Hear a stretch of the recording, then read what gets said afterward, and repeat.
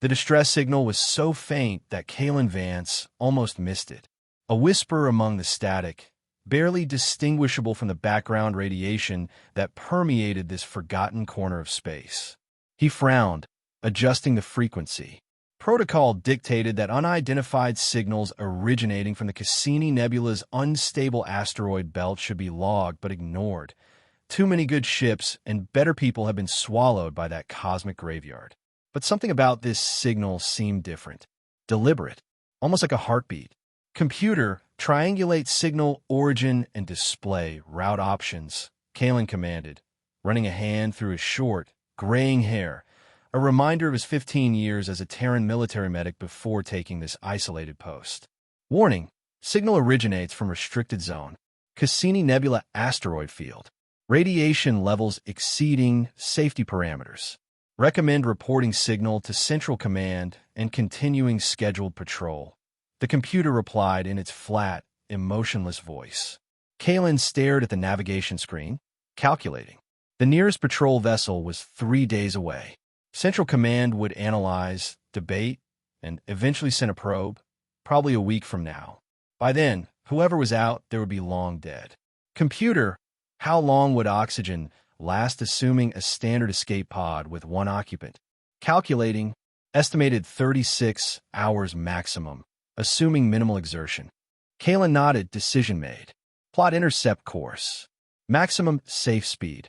This action contradicts Frontier Medical Corps Protocol Regulation 15.7. Please confirm override. Override confirmed. Authorization Vance. Medical Alpha 3-9. The small medical frigate shuddered as it changed course, its engines pushing to full capacity. The ship wasn't built for rescue missions in hazardous zones, but it was quick and maneuverable, and Kalen had modified it over the years with a few unregistered improvements. As the ship neared the asteroid belt, the nebula's toxic beauty filled the view screen, swirling gases in electric blues and purples, punctuated by the darker shadows of massive rocks tumbling through space. The radiation readings climbed steadily. Signal source located. Distance, 3.2 kilometers. Warning, radiation interference increasing. Navigation systems reliability at 78%. Kalen manually took the controls, guiding the ship through the asteroid field with the practiced precision of someone who had spent too many lonely hours in simulation programs. The ship lurched as a smaller rock glanced off the shielding, but he maintained course. And then he saw it, a vessel unlike any he'd encountered before. Sleek, with an iridescent hull that seemed to change color as it reflected the nebula's light. Its design was elegant, almost organic, but it was clearly damaged. A massive section of the hull had been ripped away, exposing the ship's interior to the vacuum of space. The propulsion system appeared completely destroyed. "That's no escape pod," Kalen muttered, scanning for life signs. "Computer, any biosignatures?" One faint life sign detected. Species, unknown. Condition, critical. Kalen donned his emergency EVA suit, running through the checklist with practiced efficiency while the computer matched airlocks and calculated the safest approach. The radiation would limit his exposure time, but the suit would protect him for approximately 20 minutes, hopefully enough time to retrieve any survivors. Docking complete. External atmosphere, none. Radiation levels, high but within emergency parameters for limited exposure. Recommend retrieval mission not exceed 18 minutes. With a hiss, the airlock opened, and Kalen pushed himself into the alien vessel. His headlamp illuminated the interior, revealing a design aesthetic entirely foreign to human engineering. Surfaces flowed seamlessly into one another, with no visible seams or bolts. What might have been control panels pulsed with dim, failing light. Following his scanner, Kalen made his way deeper into the ship. The internal damage was catastrophic, not consistent with an asteroid collision. This looked like weapons fire. He rounded a corner and froze. There, strapped into what appeared to be a command chair, was a humanoid figure. As he approached, his medical training kicked in, automatically cataloging what he observed. Female, approximately humanoid, but with distinct differences. skin with a faint luminescent quality, patterned with subtle markings that resembled constellations. Hair that seemed to shift between deep purple and midnight blue depending on how the light hit it.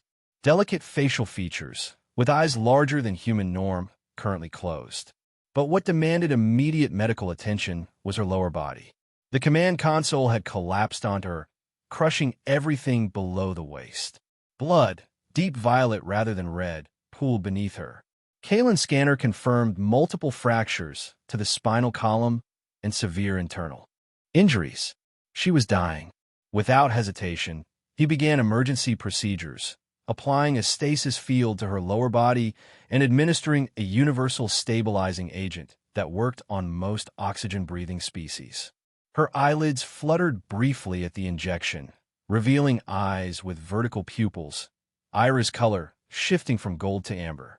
"I'm Kalen Vance, Terran Medical Corps," he said, knowing she probably couldn't understand him, but hoping his tone conveyed reassurance. "I'm going to help you. Stay with me." Her lips moved, but no sound emerged.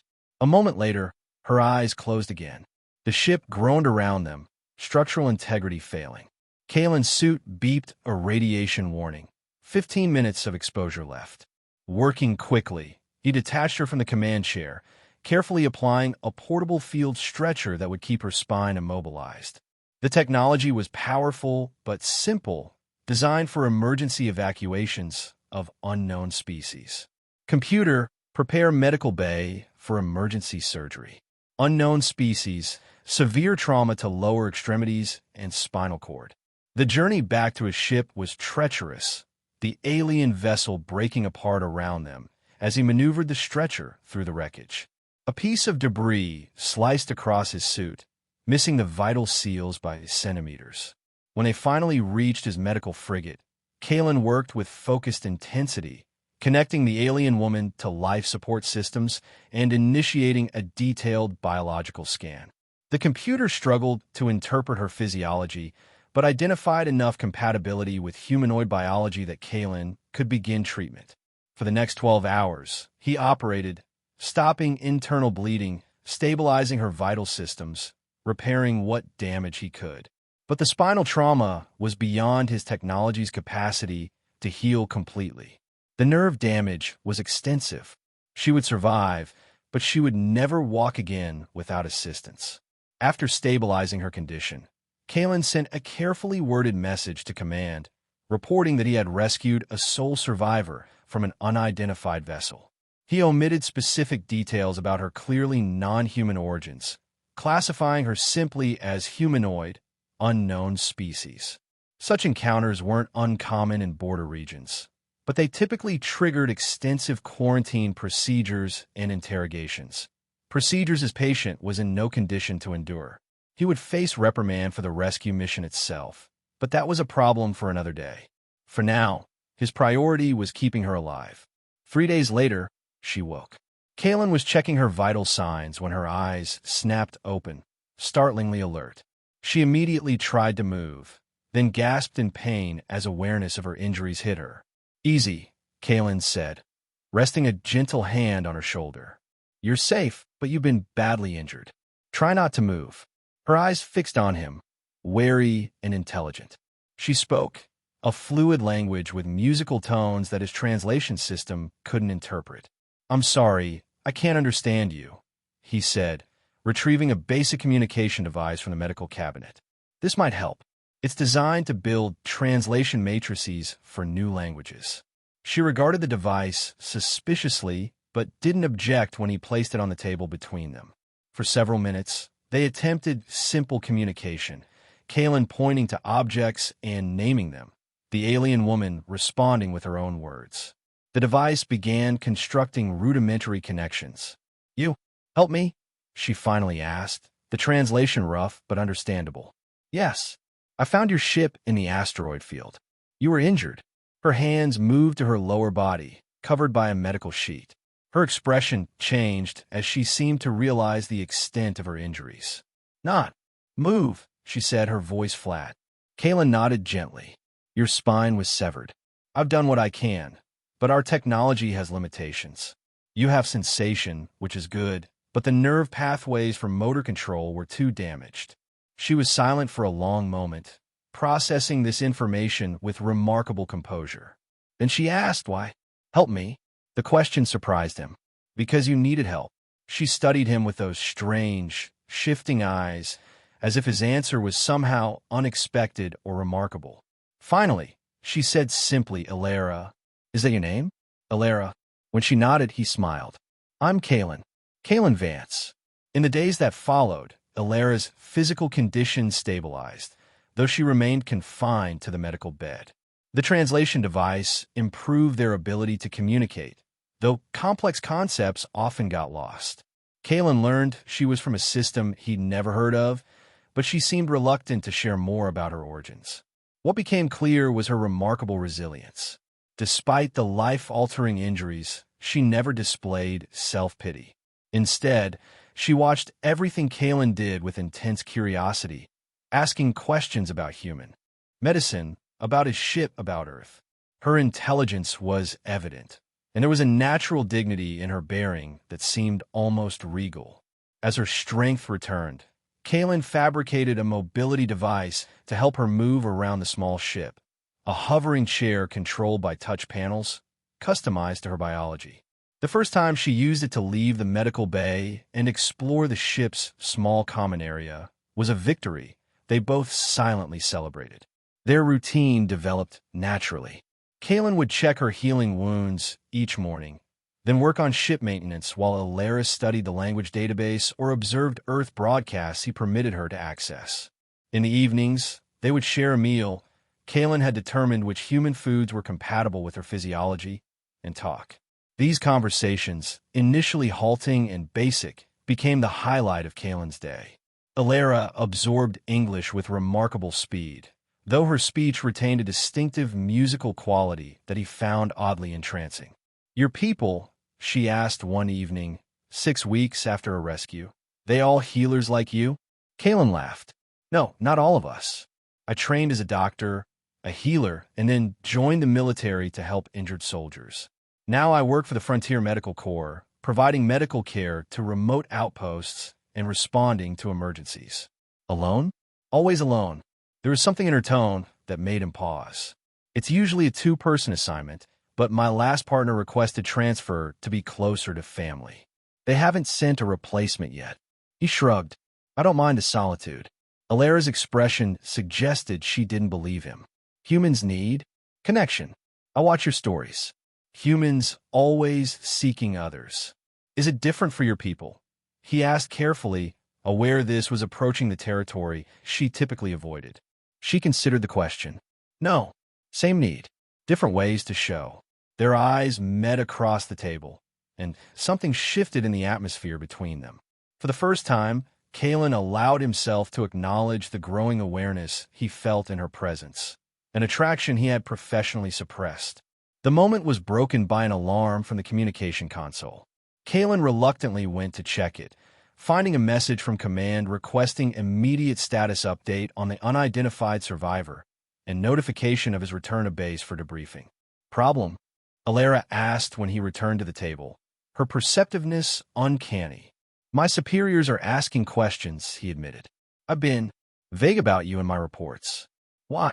"Because official first contact with a new species typically involves containment protocols, extensive testing, and interrogation. You needed healing, not that." She absorbed this, then asked with careful precision, "You break rules for me?" "Some small ones," he admitted. "Why?" she pressed, her strange eyes intent on his face. Kalen considered deflecting, but found himself answering honestly. "Because sometimes the right thing and the regulated thing aren't the same thing." A small smile curved her lips. "Good answer, Kalen Vance." That night, after Alara had retired to the small quarters he'd adapted for her use, Kalen composed a reply to command that bought them more time through careful bureaucratic maneuvering, citing medical necessity and quarantine protocols that he himself was monitoring. It wouldn't hold them off forever, but it would give Alara more time to heal and for him to figure out what to do next. Over the next 3 months, Alara's upper body strength increased dramatically as she adapted to her condition. She refused to be dependent, insisting on learning to transfer herself from the hovering chair to other surfaces, to manage her own medical care as much as possible, to contribute to the ship's daily operations. Kaylin modified tools to accommodate her reach from the chair and was continually impressed by her adaptability. She had an innate understanding of complex systems, often suggesting improvements to his medical equipment that he would never have considered. Their relationship evolved from caregiver and patient to something closer to equal partners, sharing the confined space of the medical frigate with increasing comfort. Kaylin found himself sharing stories of his childhood on Earth, his time in medical school, the patients who had affected him most deeply. Alara, in turn, began to share carefully selected memories of her world. Its twin moons, the crystal forests, the music that could only be properly heard underwater. Still, she maintained a reserve about her past, her family, the circumstances that had led to her ship's destruction. Kaylin respected her privacy, sensing that whatever she was holding back was shrouded in pain. What he couldn't ignore was the growing attraction between them. The lingering glances, the casual touches that seemed to carry electric current, the comfortable silences that hummed with unspoken possibility. He fought against these feelings, telling himself it was inappropriate given their circumstances, that he was projecting loneliness onto their connection, that the differences between them were too vast. But then came the moment that changed everything. Kaylin was in the engine room, performing routine maintenance, when the ship's proximity alarm blared. He rushed to the bridge, finding Alara already there, her face pale as she stared at the scanner display. 3 ships, she said, her voice tight, coming from the Hadarian passage. Military configuration. Kaylin frowned, checking the readings. They're not Terran vessels. Who? They found me, she whispered. The fear in her voice made him turn to look at her directly. Alara, who are they? She met his eyes, and he saw something crack within her, the careful wall she had maintained. The ones who did this to me, who tried to kill me. Her hands gripped the arms of her mobility chair. Kaylin, I haven't been honest with you. I know, he said simply. A ghost of a smile touched her lips. Of course you do. She took a deep breath. Those ships belong to my uncle, Prince Regent Verex of the Xylosian Star Empire. Kaylin struggled to process this. Your uncle? Was Princess Alaradine, heir to the celestial throne. Her voice took on a formal quality he had never heard before. My father died 6 months ago. I was returning from a diplomatic mission when my ship was attacked. They made it look like an accident. Your own family tried to kill you? Kaylin asked, stunned. My uncle has been consolidating power for years. I was an obstacle. My father protected me, but after his death, she looked down at her immobile legs. Verex likely thought the attack successful. My survival was not part of his plan. And now they've found you. Alara nodded grimly. They must have detected your communication with your command. They monitor all transmissions in this sector. The tactical display showed the 3 ships approaching rapidly. They would reach the medical frigate in less than 30 minutes. We need to run, Kaylin said, already plotting escape vectors. Alara shook her head. Their ships are faster, better armed. We cannot outrun them. Then we surrender, explain. No. The word was sharp, absolute. Verex does not leave witnesses. Your life would be forfeit simply for having helped me. And I, her voice faltered, I would face a public execution for treason after a suitable confession was extracted. Kaylin felt cold dread settling in his stomach. He looked at the tactical display again, searching for options. The nebula, he said suddenly. The radiation interferes with sensors. If we can reach the densest part. Their ships have advanced shielding, Alara countered. But their scanning technology still operates on the same basic principles as ours. The electromagnetic disturbance from the gravitic anomaly at the nebula's core would blind them temporarily. Hope flickered in Alara's eyes. You know this region well. I've spent 3 years mapping safe passages through the dangerous parts for emergency evacuations. He met her gaze steadily. I can get us through. Without further discussion, Kaylin took the helm, pushing the medical frigate to its limits as they raced toward the heart of the Cassini Nebula. Behind them, The Xylosian vessels adjusted course in pursuit. "They're gaining," Alara reported, monitoring the scanners. "Weapons systems activating." The ship shuddered as energy weapons grazed their shields. "Hold on," Kalen warned, executing a sharp maneuver between two massive asteroids. The pursuing ships were forced to separate, buying precious seconds. As they plunged deeper into the nebula, the radiation increased and the sensors began to degrade. Kalen navigated from memory and instinct, threading through the maze of asteroids and radiation pockets. A direct hit rocked the ship, throwing Alara forward in her chair. Kalen's hands flew over the controls, compensating. "Shields at 30%, she reported, pulling herself upright. "We cannot sustain another direct hit." They were approaching the gravitational anomaly now, a region where the normal laws of physics seemed to bend. Navigation here was nearly impossible for those who didn't know exactly what to expect. "Brace yourself," Kalen warned. He executed a series of rapid course changes, then suddenly cut main engines and switched to thrusters only, letting the ship drift silently into the anomaly's embrace. The view screen distorted as light itself bent around them. Behind them, the pursuing ship slowed, their sensors unable to penetrate the interference. "They've lost us," Alara breathed, watching the tactical display as the enemy vessels began a search pattern well away from their actual position. "Temporarily," Kalen cautioned. "We need a better plan than hiding." Alara's face set with determination. "There is a way, but it requires taking the offensive." She hesitated. "Kalen, I must ask something difficult of you." "Ask." "We need to capture one of those ships. Mine would have sent a distress signal on a secure frequency before it was destroyed. If Loyalists received it, they will be searching for me, but cautiously, to avoid Varex's attention. With access to a military vessel's communication array, I could reach them." Kalen stared at her. "You want us, just the two of us, to capture a military vessel?" "The smallest one," she clarified, as if that made the plan reasonable. "The scout ship. It would have a crew of only 6. "Only 6, he repeated. Alara leaned forward in her chair. "You are a military medic. You know their biology is similar to yours. And I know their ship systems, their protocols, their weaknesses." Her eyes held his. "I cannot fight physically, but I can guide you. Together, we have a chance." Kalen ran a hand through his hair, considering the madness of what she proposed against the certainty of capture if they remained passive. "How would we even get aboard?" A fierce smile curved Alara's lips. "We invite them to capture us." The plan was audacious, relying on precise timing and the arrogance of their pursuers. They would emerge from the anomaly, appearing damaged and adrift, too tempting a target for the scout ship to ignore. When it approached to capture them, they would spring their trap. Kalen spent an hour modifying medical equipment into improvised weapons, while Alara programmed a series of system commands that would appear to show the ship losing power. As they prepared, Kalen asked the question that had been bothering him.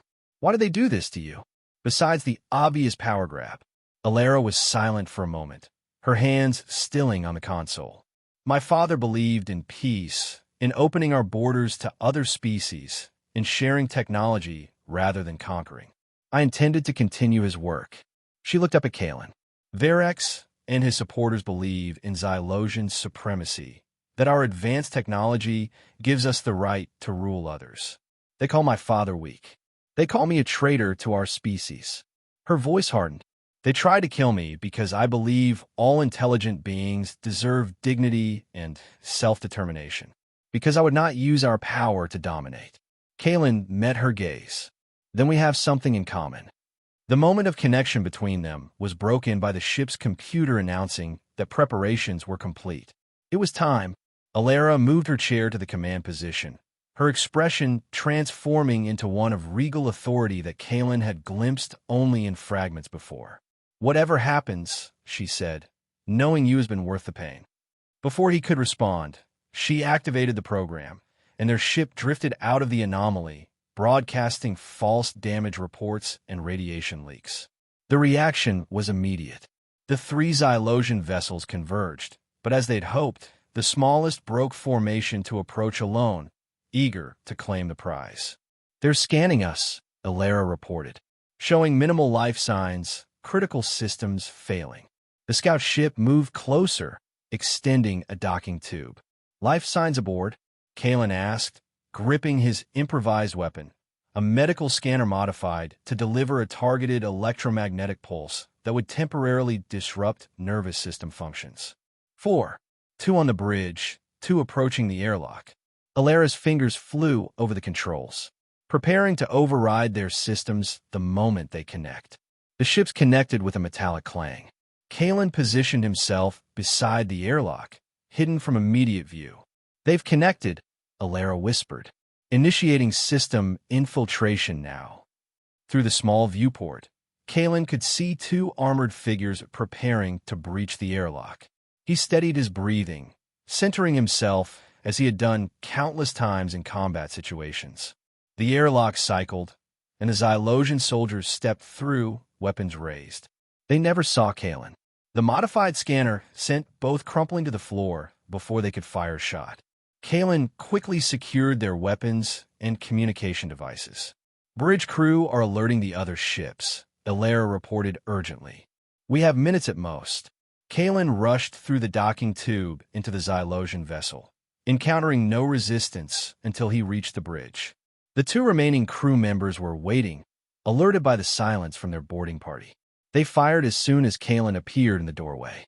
He dove for cover, returning fire with the captured weapon. The confined space of the bridge worked to his advantage, limiting their maneuverability. One shot grazed a shoulder, burning through the fabric to sear the skin beneath, but adrenaline kept him moving. When it was over, all 4 Xylosians were unconscious, secured with medical restraints, their injuries treated with basic field care. Kalen wasn't a killer, even in combat.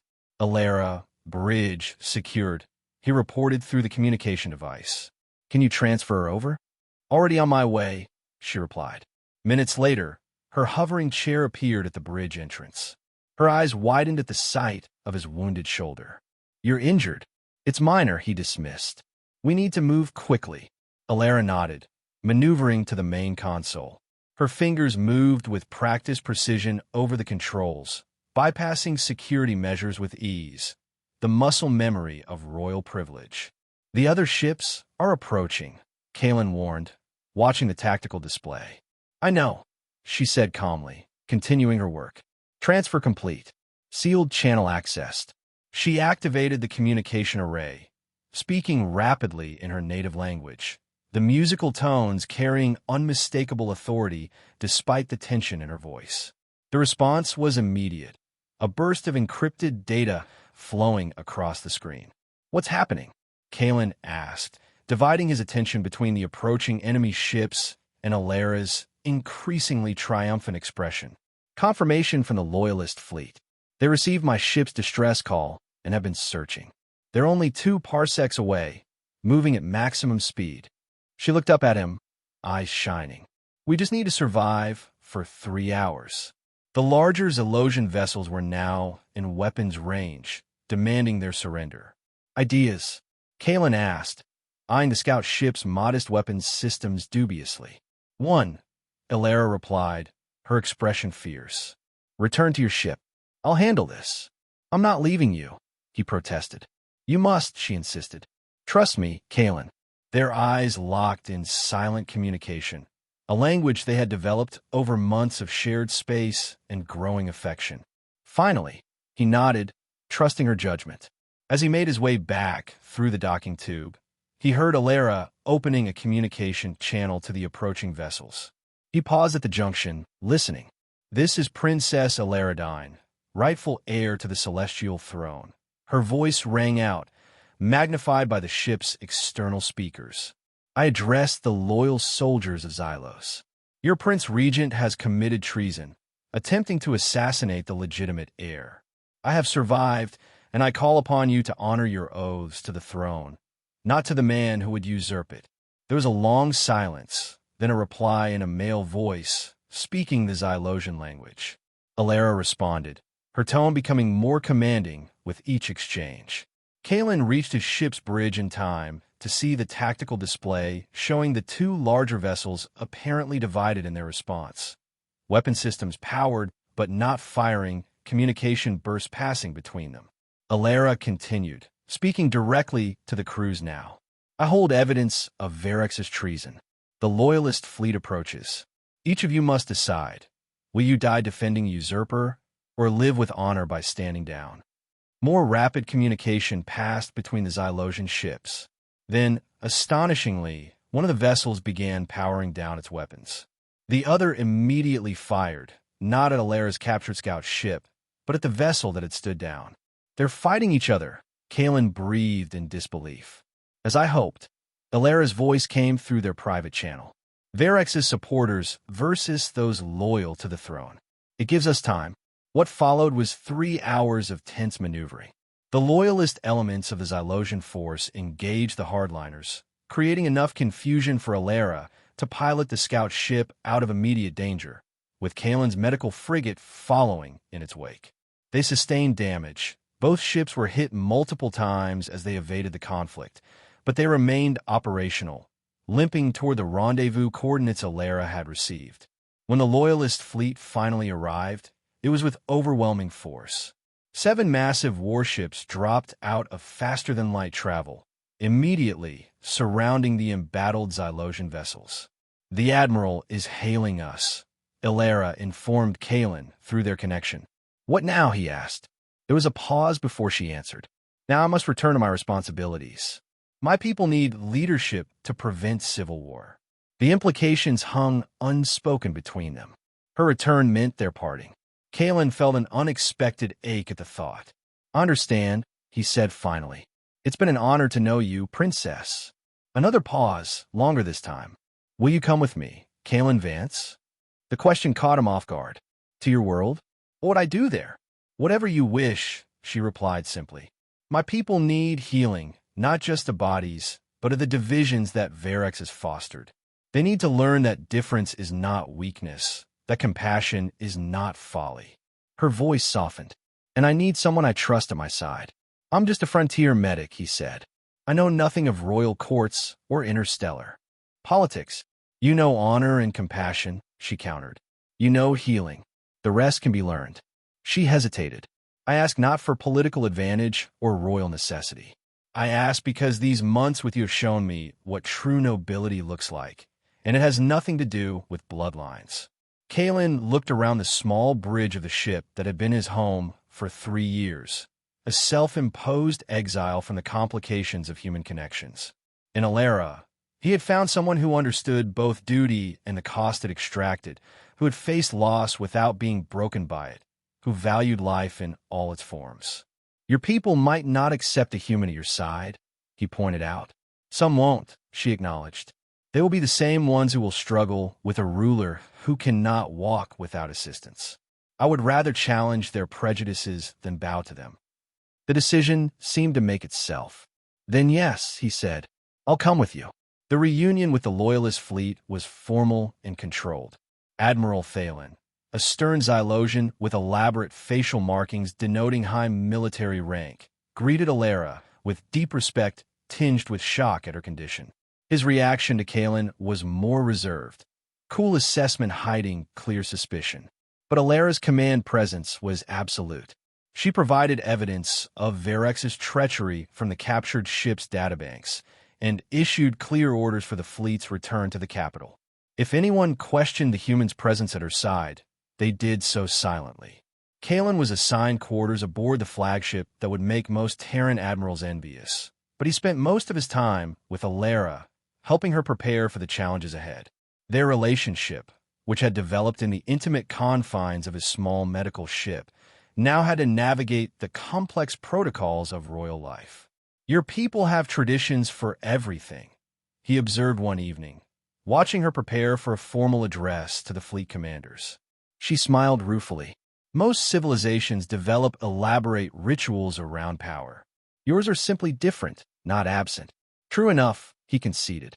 How are you feeling about tomorrow? Tomorrow, when they would reach the capital and Alara would formally challenge her uncle's regency, presenting herself as the rightful ruler despite her impairment, as one commander had tactlessly described her paralysis. Determined, she answered. Verex has had months to consolidate his support, to spread his narrative. Many will resist my claim, not just his direct supporters. She met Kalen's eyes directly, and many more will resist you. I'm prepared for that, he said quietly. Her expression softened. Are you?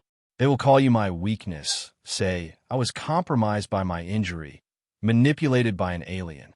She wheeled her chair closer to where he sat. Some will suggest removing you permanently. Let them try, he said with a small smile. I've survived worse. Her hand found his, fingers intertwining. I want you to know that whatever happens tomorrow, whatever political necessities arise, my feelings for you remain unchanged. Political necessities? There will be pressure for strategic alliances, for a royal consort of appropriate bloodline, she explained. I may need to appear to consider such proposals to maintain stability. Understanding dawned. You're saying we might need to keep our relationship private. For a time, she admitted, until my position is secure enough to withstand the scandal of choosing a human mate. A human mate with no noble heritage, no political connections, no wealth. Kalen raised their joined hands, pressing a kiss to her knuckles. I fell in love with Alara who survived against impossible odds, not Princess Alaradine of the Celestial Throne. I can wait while you secure your position. Her eyes widened slightly at his direct declaration of love, the first time either had spoken the word. Then she smiled, a private expression far removed from her public royal demeanor. Perhaps not too long a wait, she murmured. I find I have little patience for unnecessary traditions. The return to the Xylosian capital was both triumphant and tense. News of the princess's survival had spread throughout the system, creating a groundswell of public support that Verex couldn't entirely suppress. The sight of her ship entering orbit triggered spontaneous celebrations among the populace, even as the political establishment retreated into cautious neutrality, waiting to see which side would prevail. Verex himself was conspicuously absent when Alara's shuttle landed at the royal spaceport. Instead, he sent representatives who expressed appropriate joy at her miraculous survival, while suggesting she needed extensive rest and medical treatment before assuming any official duties.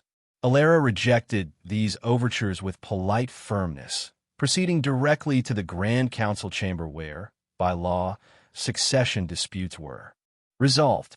Kalen remained at her side, drawing curious and often hostile glances from the Xylosian nobility. He wore the formal uniform of the Terran Medical Corps, a visual reminder of his identity and profession. Healer, not conqueror. The confrontation, when it came, was more subtle than Kalen had expected. Verex entered the chamber with a retinue of supporters, his expression a masterpiece of concern and relief. My beloved niece, he greeted Alara, approaching her hovering chair with arms outstretched. Words cannot express the joy I feel at your survival. We had thought you lost to us forever. His gaze flicked briefly to Kalen, then back to Alara. Though I see your ordeal has exacted a terrible price. Alara's posture remained regal, her expression perfectly composed. Uncle, I'm gratified by your concern for my well-being. The entire empire has been in mourning, Verex continued smoothly. And now we must celebrate your return, even as we ensure you receive the finest medical care our world can provide. Your injuries are clearly severe and will require extensive treatment before you can possibly consider taking on the burdens of state. The political maneuver was transparent, an attempt to delay her claim to power while emphasizing her disability as a weakness. My injuries have been stabilized by Dr. Kalen Vance of the Terran Medical Corps, Alara replied, gesturing toward Kalen. While I appreciate your concern, I assure you my mind remains entirely unaffected by my physical condition. Murmurs rippled through the chamber at the introduction of a human into formal proceedings. Verex's expression flickered briefly with annoyance before settling back into solicitous concern. A Terran physician? How fortunate you were to encounter such help. We must certainly honor him for his service before his return to his own people. Dr. Vance remains as my personal physician and advisor, Alara stated firmly. His expertise in trauma medicine is unparalleled. This was a calculated move they had discussed. Establishing Kalen's presence as medically necessary would make it harder for Varex to separate them. Varex's smile tightened slightly. As you wish, of course. But now, you must be exhausted. We've prepared the Royal Medical Facility for you. I will address the Grand Council immediately, as is my right as heir, Alara interrupted, her voice carrying throughout the chamber. The succession must be formalized without delay. A tall, austere Xylosian stepped forward from the line of counselors. Princess Alaradine invokes the right of immediate succession. The council must hear her claim. Varex could not openly oppose this without revealing his hand. He inclined his head in apparent acceptance. Of course, though I would remind the council that I have served as regent only out of necessity, following the tragic loss of my brother and the presumed death of his heir. I have always stood ready to relinquish this burden when the time was right. The political dance continued for hours. Alara presented evidence of her uncle's treachery, carefully building her case without directly accusing him of the assassination attempt. She knew that without absolute proof, such an accusation would appear desperate and weakened by her connection to Kalen. Instead, she focused on Varex's policies since taking power: military buildups, broken diplomatic agreements, suppression of dissent, contrasting them with her father's vision for the empire. She spoke of inclusion and strength through diversity, of technological advancement through cooperation rather than conquest. Throughout the proceedings, Kalen remained silent but watchful, noting the shifting alliances in the room through subtle changes in posture and expression. His military training had taught him to read battle lines, and this was indeed a battle, fought with words and political leverage rather than weapons. When Alara finally finished her address, the chamber was silent. Even those aligned with Varex could not deny her royal bearing, her intelligence, or her clear vision for the empire. Her disability, rather than diminishing her, seemed to highlight her resilience. The council voted to recognize Alara as the rightful ruler by a narrow margin. Varex conceded with apparent grace, kneeling before her hovering chair in a gesture of fealty that fooled no one. "The Empire rejoices at your return, Empress Alaradine," he said. "I return to you the burden I have carried in your absence." "Your service is noted, Uncle," she replied formally. "The Empire will continue to rely on your experience during this transition." It was a political necessity, keeping Varex close where his actions could be monitored rather than banishing him to potentially foment rebellion. The immediate danger had passed, but Alara and Kalen both knew the real challenges were just beginning. The first year of Alara's rule was a precarious balance of consolidating power, implementing careful reforms, and navigating the complex social dynamics of a court divided by her progressive policies and the presence of a human in her inner circle. Kalen found himself thrust into a role far beyond that of physician. While he continued to refine Alara's mobility systems, creating increasingly sophisticated neural interfaces that improved her independence, he also became her trusted advisor on human customs and perspectives as she opened diplomatic relations with Earth and other allied worlds. Their personal relationship remained necessarily discreet. Court gossip inevitably swirled around them, but they maintained a professional facade in public. In private moments, increasingly rare as Alara's responsibilities grew, they found solace and strength in each other's company. "Sometimes I wonder if I made a mistake bringing you here," Alara confessed one evening as they shared a rare, quiet dinner in her private quarters. "Your life would be simpler if you had returned to Earth." "Simpler, yes. Better, no." Kalen reached across the table to take her hand. "I've never felt more purposeful than I do here, helping build something that matters. Even though half the court looks at you with suspicion and the other half with condescension." He laughed. "I've been dealing with military hierarchies my entire career. Court politics aren't so different, just more elaborate costumes and less direct insults." Her expression grew serious. "Varex is gathering support among the outer colonies. His faction grows bolder in opposing my reforms. You knew this would happen, Kaelin reminded her gently. Change never comes without resistance. The resistance wouldn't be so fierce if not for my association with you, she said quietly. They use you as a symbol of everything they fear: outside influence, dilution of Xylosian purity, weakness in the throne. And yet your approval among the common people grows stronger each month, he countered. Your policies have improved lives across the Empire. Even the military is beginning to see the benefits of cooperation over conquest. Not quickly enough, she sighed. Verex moves against us, Kaelin. My agents report he's planning something significant. Then we'll face it together, as we've faced everything else. The crisis came 3 months later, more directly than either had anticipated. During a public ceremony commemorating Alera's father, an assassin infiltrated the Imperial security and fired a disruptor weapon at the Empress. Kaelin, standing nearby, saw the threat a split second before it materialized and threw himself into the beam's path. The weapon, designed to disrupt neural pathways, struck him full force. He collapsed instantly, his nervous system in chaos. The Imperial guards captured the assassin while Alera, abandoning all protocol, maneuvered her chair to Kaelin's side with desperate speed. Get him to the medical chamber. Now, she commanded, her voice breaking as she watched his body convulse. The assassination attempt galvanized public opinion. The image of a human willingly sacrificing himself for the Xylosian Empress captured the imagination of the Empire. While Kaelin fought for his life in the medical chamber, support for Alera's regime surged, and outrage against Verex, whose connection to the assassin was quickly established, reached unprecedented levels. But politics meant nothing to Alera as she maintained vigil by Kaelin's bedside. The neural damage was extensive, and even Xylosian medical technology struggled to repair it. You will not leave me, she whispered to his unconscious form. Not after everything we've survived. On the 7th day, when the Imperial physicians had exhausted their options, Alera made a decision that would forever alter both the course of her reign and her personal fate. She summoned the High Council to Kaelin's medical chamber. Look upon this man, she commanded the assembled dignitaries.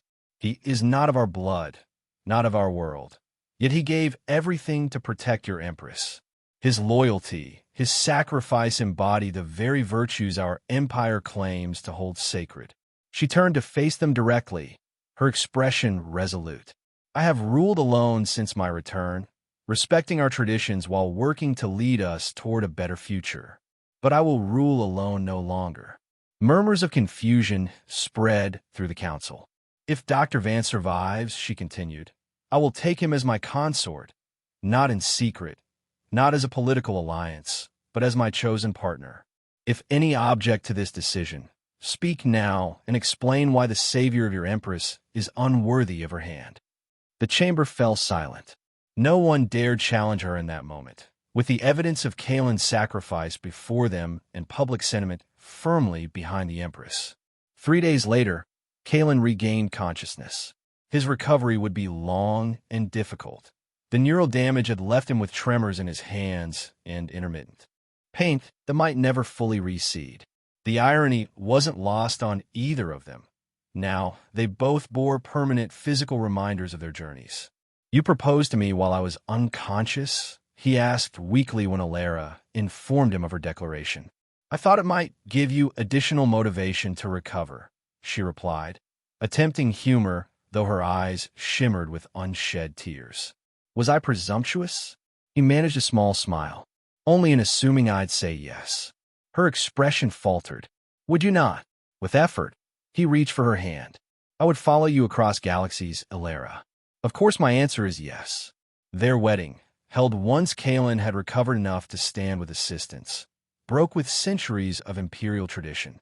Rather than the elaborate, days-long ceremony customary for royal unions, they chose a simpler ritual that incorporated elements from both Xylosian and Earth traditions.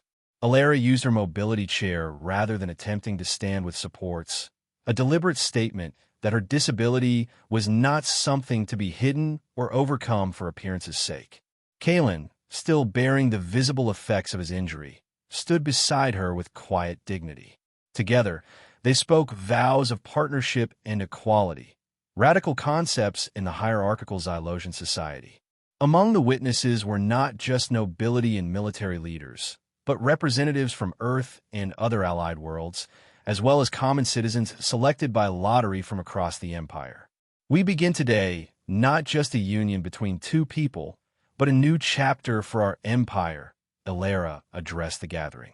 One where differences are not weaknesses to be overcome, but strengths to be celebrated. One where compassion guides our policies as much as strength.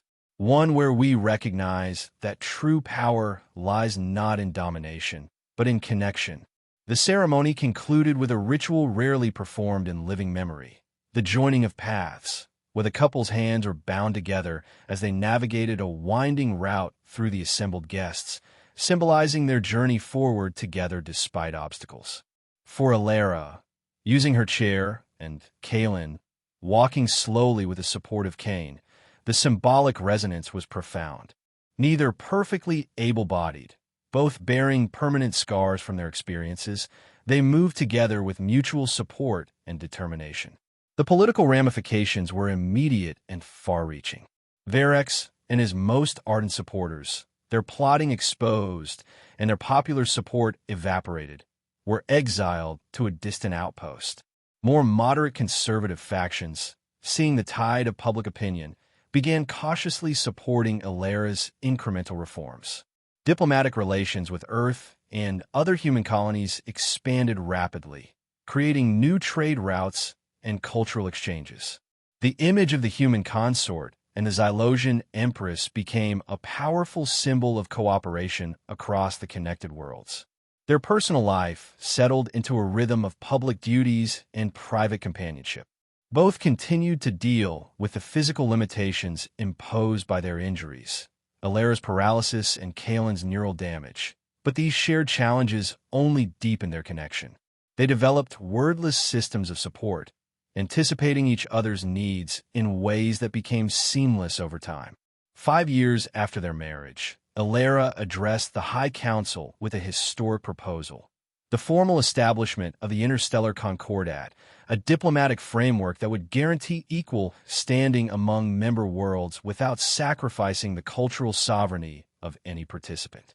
"The strength of our empire has always been our advancement," she told the assembled leaders, with Kaelin standing supportively at her side. "But true advancement comes not from isolation, but from exchange, not from conquest, but from collaboration." The proposal passed with overwhelming support, a testament to how far the empire had evolved under her leadership. That evening, in the privacy of their quarters, Ilera and Kaelin reflected on the journey that had brought them to this point. "Did you ever imagine, when you picked up that distress signal, where it would lead?" she asked, looking out at the capital city glittering below their balcony. "Never," Kaelin admitted, his hand resting lightly on her shoulder. "I was just following a healer's instinct. One human decision that changed everything." "For both of us," she agreed. "You saved more than my life that day, Kaelin. You showed me it was possible to build something new from the wreckage of what was destroyed. That brokenness doesn't mean uselessness." He moved to face her, kneeling carefully beside her chair to meet her eyes directly. "Nothing about you has ever been broken, Ilera. Different, yes. Changed, yes. But never broken." She reached out to trace the scar that now marked his temple, a permanent reminder of the assassination attempt. "The same is true for you." They remained therein. Comfortable silence, the Empress and her consort, their improbable union now the cornerstone of an evolving empire. Their physical bodies bore the marks of their journeys, her immobile legs, his occasionally trembling hands. But these limitations had never defined them, only informed their compassion and strengthened their resolve. What had begun with a faint distress signal in the void of space had transformed not just their lives, but countless others across multiple worlds. Their story of rescue, healing, sacrifice, and unity had become legend throughout the Empire, inspiring a generation to see difference not as division, but as potential. "What comes next?" Kaelin asked softly.